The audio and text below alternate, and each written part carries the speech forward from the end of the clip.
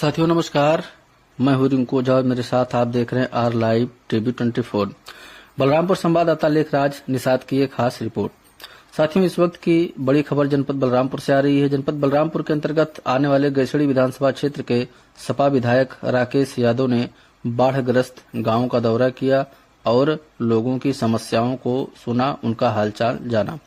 उन्होंने लोगों से कहा कि उन्हें चिंता करने की आवश्यकता नहीं है, हम सदैव उनके साथ खड़े हैं और उन्हें हर संभव सहायता दी जाएगी। शासन और प्रशासन से जो भी सहायता मुहैया कराई जा रही है उसको सीधे उन तक पहुंचाया जाएगा। उन्होंने आगे कहा कि संबंधित अधिकारियों से हमारी बातचीत चल रही है और जल्द ही सभी समस्याओं का समाधान कर लिया जाएगा। बिजली पानी की जो समस्या है उसको भी दूर कर दिया जाएगा। गैसड़ी विधानसभा के कई गांव भीषण बाढ़ की चपेट में है, जैसे कि पिपरिया, बेमिहा, जमनी, नौबस्ता, नरचाहवा सैफ, बरगधा, सोहना, भकला, फरुहवा, मधवानगर, बसौना, गढ़हवा, इमलिया खादर आदि। और इन सभी गांवों में बाढ़ का पानी घुसा हुआ है। जनजीवन पूरी तरह से प्रभावित है। नमस्कार, देखते रहें आर लाइव।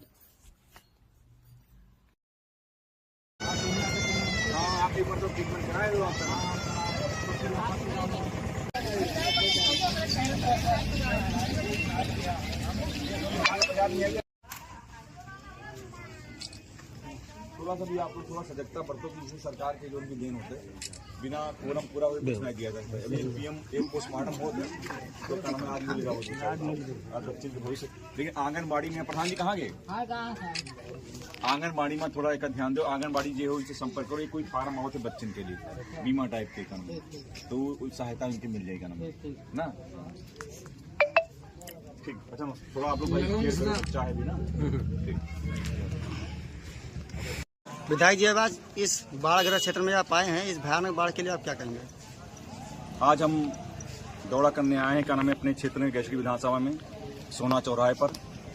ये हमेशा यहाँ बाढ़ की स्थिति हमेशा बनी रहती है। जब भी आता है बरसात का मौसम तो ये क्षेत्र पूरा भर जाता है। हम इससे पहले मेरे पिताजी विधायक थे तो यहाँ सोना के उस उत्तर साइड में, दक्षिण साइड में बांध भी बंधवाया गया था। तो सोहना से और बरगधा के बीच में एक बांध टूटा हुआ है। यहाँ के क्षेत्रवासियों ने सूचना दी है तो इसको हम बंधवाने का प्रयास करेंगे।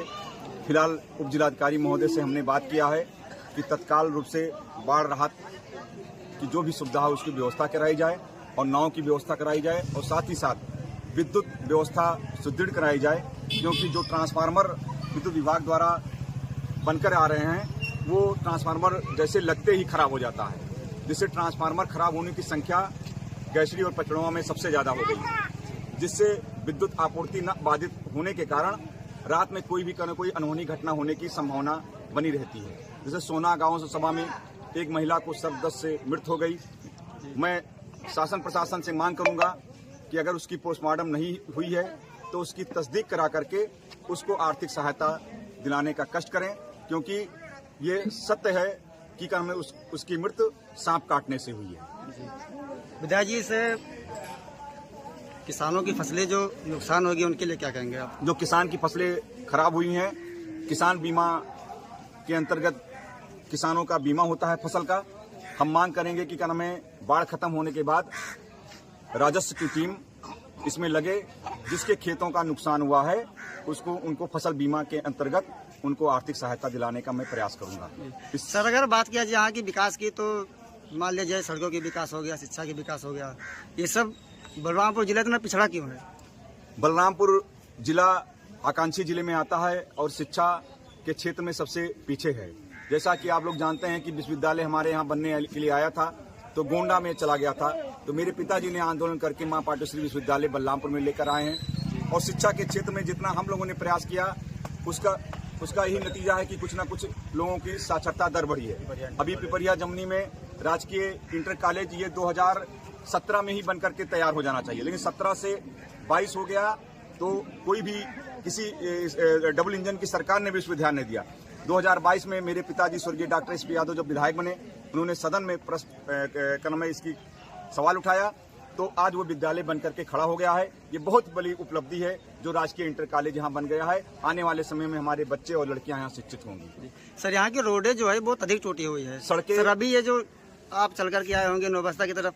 अगली साल बाढ़ आया था, उस बाढ़ में कटा था, अभी तक उसमें मिट्टी नहीं पटा है। नौबस्ता के पास जो कटान है वहाँ से हम चले पीएमजीएसवाई की सड़कें हैं, हमने लिखा पढ़ी किया था और मेरे पिताजी ने भी लिखा पढ़ी किया है और आने वाले कुछ समय में हमें ये इस पे काम होने वाला है और एसआर योजना के अंतर्गत मरम्मत में ये रोड स्वीकृत हो गई है, धन आवंटित हो जाएगा, काम शुरू हो जाएगा। हमें आप 2 महीने का समय दीजिए। सर क्या रीजन है, कितना पिछड़ा है बलरामपुर? रीजन ये है कि हमें डबल इंजन की सरकार ने कुछ भी ध्यान नहीं दिया। जितनी भी यहाँ पुल और सड़क हैं, चाहे पिपरिया जमनी से जाने का रास्ता हो, चाहे सोहना के बरगधा से जाने का रास्ता हो, चाहे मधवा नगर खादर में विलिया खादर में पुल बनाने का काम हो, चाहे हाटी धनकरपुर का पुल हो, ये सब समाजवादी पार्टी की सरकार में बना था। इस बीच में इन सरकारों को ध्यान देना चाहिए था, लेकिन ध्यान नहीं दिया गया, जिससे ये सरकार रोडे काफी क्षतिग्रस्त है। इस पे बहुत काम करने का काम होना चाहिए और काम करने का प्रयास हम लोग कर रहे हैं और आपको आने वाले समय में इन सड़कों का निर्माण होता हुआ दिखाई पड़ेगा।